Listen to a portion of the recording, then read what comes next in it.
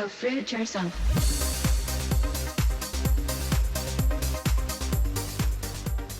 Uproar over the winner of The Biggest Loser, who some are saying lost too much weight. Rachel Frederickson shocked fans when she revealed a body that went from 260 pounds all the way down to just 105 pounds. Hey Fruit Bats, it's Freely the Banana Girl here. Welcome to Watch Your Biggies, another episode. So today is Motivational Mondays. I'm here to motivate you for the week. Okay, so I've been away on holidays. I've been living it up with my mum on the Gold Coast, just, rejuvenating and resting, and I feel all freshened up, ready to give you this message today. So I've been also munching on some figgies. These are amazing, and I'm gonna have a little snack before we get started. Yeah, really good. So today's topic is one that I'm really passionate about, and that's starvation. Starvation, and specifically about The Biggest Loser competition and Rachel Frederickson. Okay, some of you may not know who Rachel Frederickson is. If you don't, well, Rachel is a girl who lost 60% of her body weight on the latest Biggest Loser. She came home, just spitting out fig, to win the $250,000. Huge amount of money and a huge amount of weight. She lost 155 pounds off her frame. So that was what I used to weigh. She lost that off her frame in a very, very short period of time. So a lot of people are like, they give it a crap. They're like, you're too skinny, that was too quick, blah, blah, blah, blah, blah. And other people have been like, make a video about it, tell me what you think really. Do you think she's too skinny? Well, do I think she's too skinny? No, I don't think she's too skinny. But did she get there the healthy way? That is what the issue is here. It's not about her weight, it's about, did she get lean the healthy way? Did she get there through fitness, through eating properly, through lifestyle changes, through long-term effort? No, she didn't. She employed unhealthy methods to get there. Firstly, I would say I am happy when people, feel good about themselves. And she obviously, feels good about the weight she's lost. She's come from a huge size and she's really reduced and, she's feeling good about herself. But the problem is, it is not long-term. It is not sustainable. So that feel-good feeling is short-lived. In 2006, season 3 of The Biggest Loser, I won the show. When the show ended, I got down to 193 pounds. I started off at 407, so that was a weight loss of 214 pounds. After about a year and a half, I started to put the weight on, and within another year and a half, I got back to 368 pounds. When you've got those results through under eating, I'm talking 1,000 to 1,600 calories per day. Okay, for someone who's obese, that is terrible. When you're obese, you need a constant supply of glucose to the brain in order to burn fat efficiently. And with 1,600 calories or even 1,200 calories, that is nowhere near enough. So people start to go into ketosis, they start to lose water weight, their body dehydrates. So they see this weight loss on the scales and they're like, yippee, woo, I've lost weight, this is awesome, it's working. But it's not working because you are dehydrating your body. Ryan Benson, winner of the hit NBC reality show The Biggest Loser's first season, has regained nearly all the weight he lost on the show. So before that final weigh-in that's going to decide the winner, and for her, $250,000 on the line, what did you do to get ready?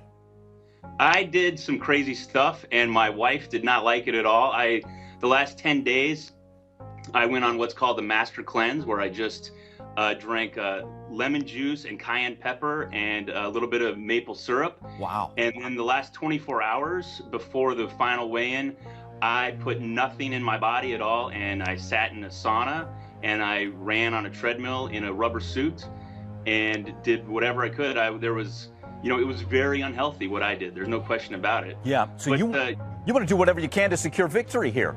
With that kind of money and that title on the line, you're going to take it to the nth degree, right? Yeah, that's exactly how I felt. So what happened after you win?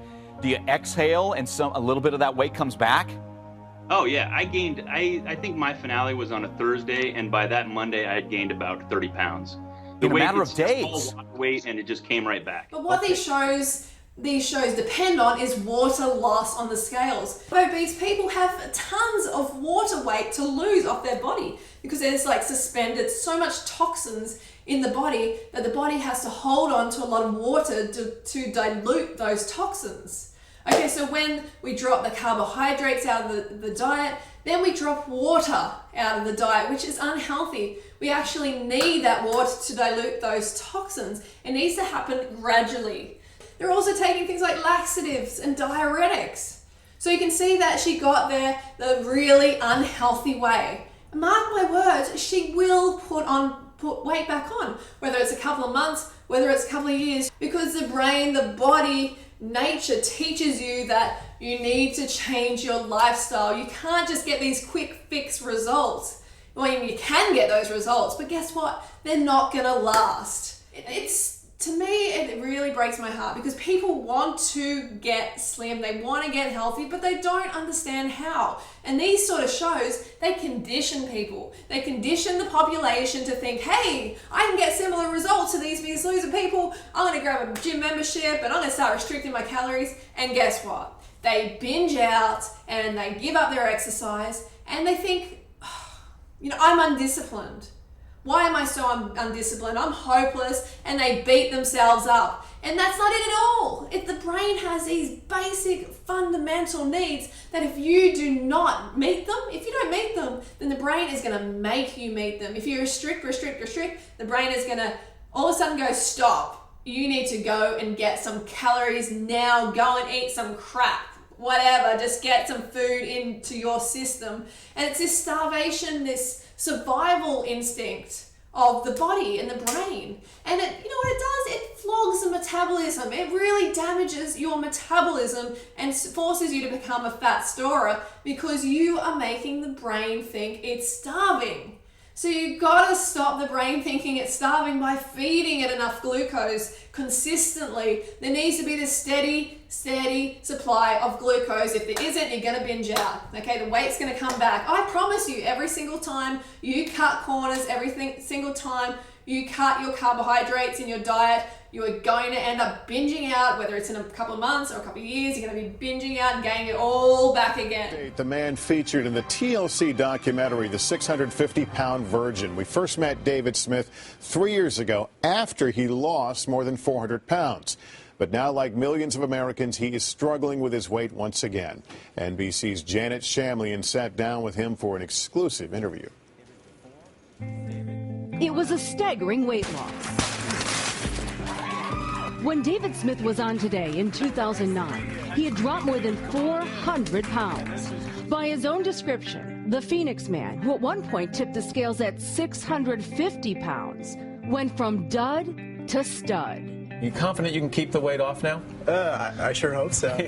But it was easier said than done. Despite several painful surgeries, he still had folds of excess skin. This is David today. He has regained over 300 of the pounds he worked so very hard to lose. David, we last saw you 3 years ago. You'd lost more than 400 pounds. You seem to be doing great. Were you? I wasn't doing too well. I looked really good on the outside, but inside I was a terrible mess. Okay, so David Smith's story is part of why I do what I do. It's part of why I push the carbohydrates so freaking hard, because I know it works. I'm lean being, and it's been 7 years of stuffing in endless calories from carbohydrates, from fruit, from potatoes, and really enjoying myself. And that's what these shows don't do. They don't promote healthy eating and a healthy relationship with food. They don't promote abundance. They promote all this restriction. So get out of this merry-go-round, this diet merry-go-round of restriction, okay?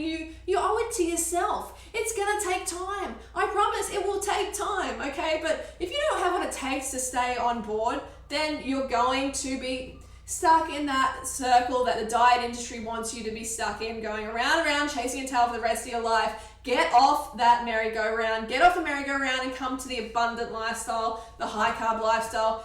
It works. That's all I can basically say is it works, and you gotta give it long enough. All right, so that is my message today. Hope it helped. Don't forget to go fruit, or root yourself, and I will see you for 8 Wednesdays. Hey everyone, and I'm Trisha, the resident YouTube fat girl. Yes. A controversial new diet regime is out, folks. Really cut back on your carbs, you will lose fat.